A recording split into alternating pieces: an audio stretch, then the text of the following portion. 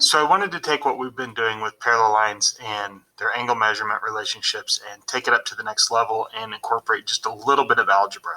I realize for some of you, you haven't done any significant algebra in a while, but this is pretty basic, and I'll walk you through it step by step until you get your feet wet again. So first thing I wanted to do was recap all of our angle relationships, just kind of get it all in one place, just so we kind of know what we're talking about.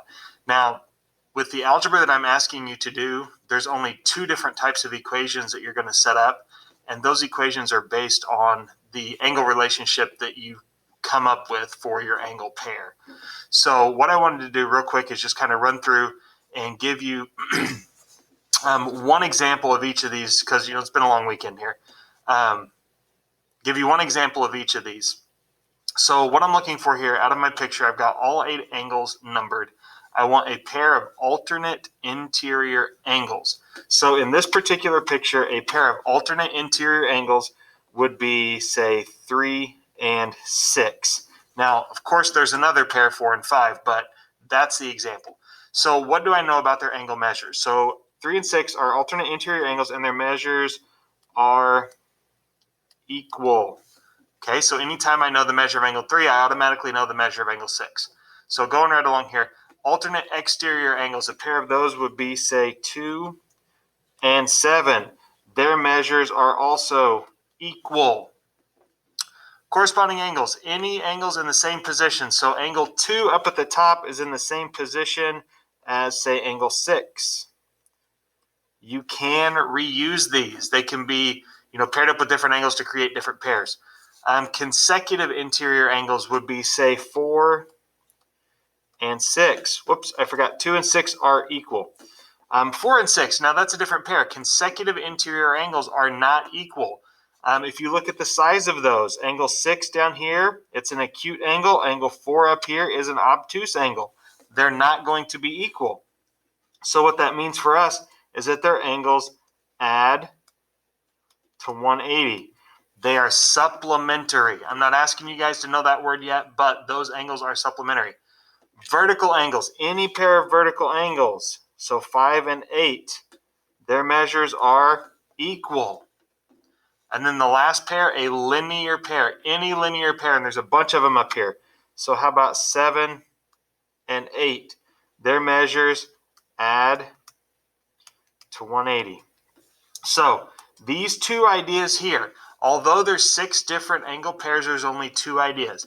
The angle measurements are either equal or they add up to 180. And I'm going to use those 2 facts to set up equations in the next couple of problems.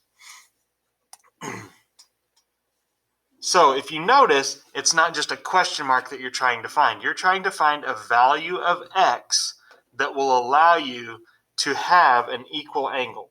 So first things first, what pair of angles do I have here? These angles, this angle here and this angle here, are alternate interior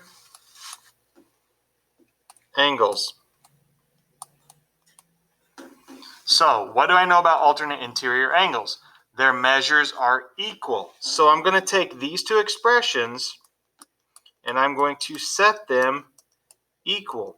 What that does is it gives me the 2 pieces or the 2 halves of an equation that I can set up and solve now. Now, if you haven't had algebra in a while, this might be a little tricky. But I'm going to subtract off my 10. So 5x is 40. Divide out my 5.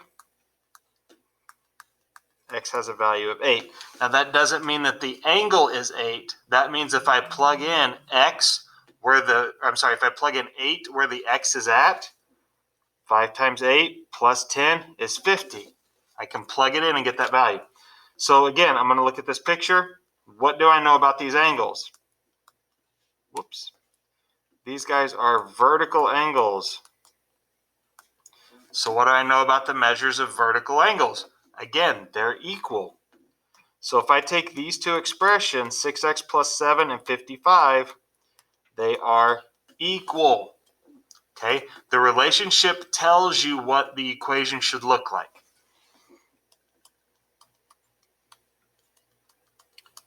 Subtract 7, divide by 6.